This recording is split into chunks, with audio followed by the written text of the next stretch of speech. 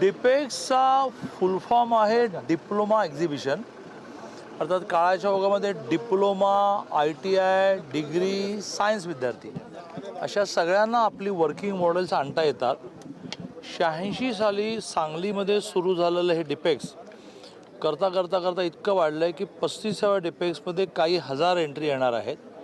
आणि त्याच्या मग मेकॅनिकल, इलेक्ट्रॉनिक, इलेक्ट्रिकल, कॉम्प्युटर अशा सेक्शन्स असतील. पॉलिटेक्निकचा अभ्यास करताना एक वर्किंग मॉडेल करावं लागतं. त्या वर्किंग मॉडेलची स्पर्धा आहे, पण स्पर्धेमुळे आणि मोठमोठी बक्षिसं असल्यामुळे, याला राज्य शासनाची मान्यता असल्यामुळे खूप नवीन शोध अभ्यासक्रमापुरतं न लावता काही डोक्यात चाललेले नवीन शोध लोक एक्झिबिशनमध्ये आणतात. इंडस्ट्रीला त्यामुळे खूप नवीन प्रॉडक्ट मिळतात. ह्या तरुणींना मार्केट मिळतं. काही हजार हा शब्द अपुरा पडावा इतके प्रदर्शन बघायला येतात. मी विद्यार्थी परिषद होतो त्या काळात ते सुरू झालं. मग नंतर मी राष्ट्रीय स्वयंसेवक संघात गेलो, मग BJPत आलो, सरकारमध्ये आलो. आता एवढा वेळ मिळत नाही, पण यावेळेला त्यांनी खूपच आग्रह धरला. मला आणखीन एका ठिकाणी जायचं आहे, जेही माझ्या दृष्टीने महत्त्वाचं आहे. डॉक्टर हेडगेवार रुग्णालय, त्याचं मेडिकल कॉलेज होण्यामध्ये काही माझा खारीचा वाटा असल्यामुळे त्यांचं खूप दिवस चालू होतं या तर आता दोन्ही करू म्हणून आलो. तर या डिपेक्सची जी प्रचंड मोठी उभारणी होती, त्याची पायाभरणी आज झाली. आता मंडप सुरू होईल. तर डिपेक्सलाही खूप शुभेच्छा. आणि लोकांना आवाहन करेन की आता आपल्याला असं नवनवीन बघायला शिकलं पाहिजे, त्याला प्रोत्साहन द्यायला शिकलं पाहिजे. त्याच्यातून संपूर्ण जगाच्या इकॉनॉमीवर आपण कंट्रोल करू. कारण वर्षानुवर्ष आपण शोधच लावत नव्हतो. इतरांनी लावलेले शोध आपण वापरत होतो आणि त्यांना रॉयल्टी देत होतो. त्यातून ते श्रीमंत झाले. आता आपली तरुणी प्रोत्साहन मिळाल्यामुळे खूप शोध लावायला लागली. जग ते शोध वापरायला लागलं आणि त्यातून त्यांना आणि आपल्या देशाला रॉयल्टी मिळायला लागली. त्यामुळे जर 2047ला देशाच्या स्वातंत्र्याला 100 वर्ष पूर्ण होतील, त्यावेळेला मोदीजींचं स्वप्न आहे की देश जगामध्ये 1 नंबरचा आर्थिक होईल, जो आता 4थ्या नंबरवर आहे. तर जगभरातल्या मार्केटमध्ये आपली प्रॉडक्ट जायला लागतील. त्याचा बेस, त्याची सुरुवात, त्याचं प्रोत्साहन हे डिपेक्स आहे. संसदीय कार्यमंत्री आहात म्हणून विचारतोय, विरोधकांकडे दोन्ही सभागृहामध्ये नेता नाही आहे, कसं वाटतं? हा पूर्णपणे अधिकार सरकारचा नसतो. त्या सभागृहाचा जो पीठासीन अधिकारी असतो, ज्याला विधानसभेमध्ये अध्यक्ष म्हणतात, विधान परिषद सभापती म्हणतात, त्यांचा अधिकार असतो. सरकारने त्यांना फक्त सुचवायचं असतं. आणि त्यामुळे त्यांना काही टेक्निकल अडचणी आहेत. म्हणजे एकूण सभागृहाच्या संख्येच्या 1/10 संख्या ही कुठल्याच पक्षाकडे नसल्यामुळे ते बरेच दिवस या विषयात काही निर्णय करत नाही आहेत. पण ह्या अधिवेशनात काही मार्ग निघावा असं मला वाटतं. मला वाटतं का विरोधी पक्ष नेता असावा म्हणून वाटतं? नाही, विरोधी पक्ष नेता असावा की नाही माहीत नाही, पण विरोधी पक्ष असावा, जो आता अगदीच दुर्बिणीतून शोधावा इतका छोटा आहे. आणि सत्ताधारी तेव्हाच नीट वागतात ज्यावेळेला विरोधी पक्ष हा लोकांचे प्रश्न अतिशय प्रभावीपणे मांडतो. आता मी संसदीय कामकाजमध्ये दुपार होता सभागृह इतकं रोडावतं की त्या मंत्र्याला काही मांडणी करायला उत्साह बनवतं, समोर कोणी नसतातच. त्यामुळे विरोधी पक्ष नेता असावा की नाही असावा, तर असायला पाहिजे. विरोधी पक्ष मात्र तगडा असायलाच पाहिजे. त्याशिवाय लोकशाहीमध्ये लोकांच्या प्रश्नांची चढ लावली जाणार नाही. प्राध्यापक भरती नक्की कधी होणार आहे? झालं त्याचं GR निघालं. याच्या अगोदर पण निघाले? नाही, काहीतरी चुकीचं बोलताय.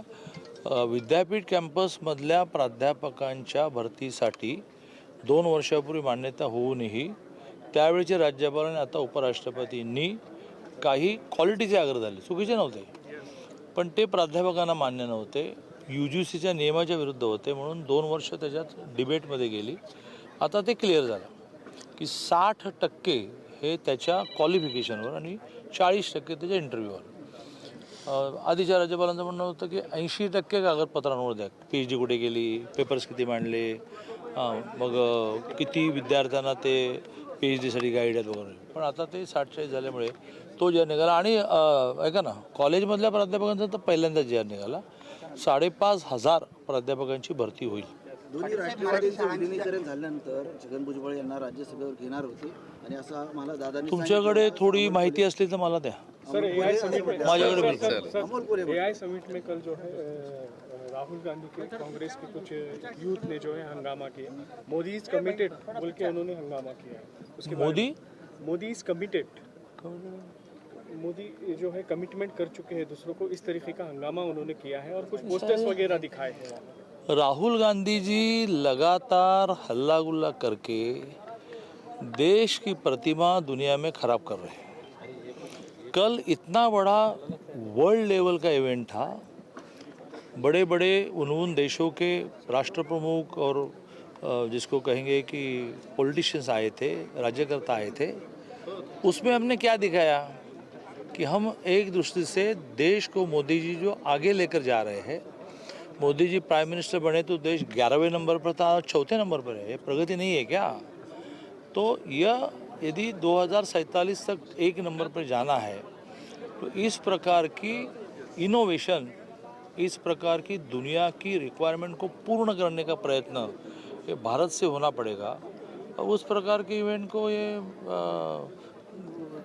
आंदोलन करके एक दूसरे से दुनिया में भारत की प्रतिमा बिगाड़ रहे हैं। इसका सर्वसामान्य व्यक्ति के तौर पर और पॉलिटिशियन के तौर पर भी हम जितना कर सके उतना तीव्र निषेध करतो। महाराष्ट्राच्या सत्ता संघर्षावरती पहिल्यांदा भूषण गवई यांनी भाष्य केलेलं आहे। तेलंगणाचा खटला मी लवकर दिला, खटला कुणाकडे द्यायचा याचा अधिकार सरन्यायाधीशांना आहे। मी नंतर सरन्यायाधीश झालो त्यावेळी मी कुणाचा खटला काढून घेऊ शकत नव्हतो किंवा लवकर घ्या असं सांगू शकत नव्हतो, असं भाष्य त्यांनी केलेलं आहे। असं ते इतकं मोठं व्यक्तिमत्व आहे, त्याने म्हटलेल्यावर मी म्हणणं म्हणजे बरोबर नाही ना। त्यामुळे त्यांनी म्हटलं ते त्यांच्या अनुभवातून म्हटलं। RSSच्या मानहानी प्रकरणात आज राहुल गांधींची सुनावणी आहे। संपले, प्रश्न संपले। सचिन अविनाश महात्मा गांधींची अवस्था दयनीय आहे। त्या ठिकाणी शाळा बंदही पडत आहेत। सर्वसामान्यांची माय म्हणजेच मराठी शाळा मात्र बंद पडत असेल तर कुठेतरी जनतेचं त्यासाठी माहीत नाही तुमची मुलं कुठल्या मीडियमच्या शाळेमध्ये जातात, पण पालकांनी पहिलं ठरवलं पाहिजे की वेळ पडली तर मी घरी शिकवेन, शिक्षक तर मिळालेच पाहिजेत, पण मी मराठी मीडियमच्या शाळेमध्ये पढवणार। आपल्या देशातला जो माणूस मोठा झाला आहे, अगदी मगाशी मी उल्लेख केला त्या माशेलकरांचे, ते सगळे मराठी शाळेत शिकले आणि मराठी शाळेमध्ये म्हणजे जिल्हा परिषद शाळेत शिकले, नगरपालिका शाळेत शिकले। मी स्वतः मुंबई नगरपालिका शाळेत शिकलो। नंतर मग आम्ही त्यावेळची किंवा आता राजेशिवाजीमध्ये झालो, पण 7वीपर्यंत आम्ही मुंबई महानगरपालिकेच्या शाळेत शिकलो। त्यामुळे असं भाषण करणाऱ्या उद्धवजींसहित सगळ्यांनी एकदा आपापली मुलं कुठल्या माध्यमामध्ये शिकतात ते बघितलं पाहिजे। आणि जोपर्यंत डिमांड क्रिएट होत नाही तोपर्यंत सप्लाय होणार नाही। शासनाची जबाबदारी मी नाकारत नाही, शिक्षक असले पाहिजे, शाळा असल्या पाहिजे, सुविधा असल्या पाहिजेत, पण पालकांनी ते शाळेत पाठवायला पण पाहिजे ना। चला अविनाश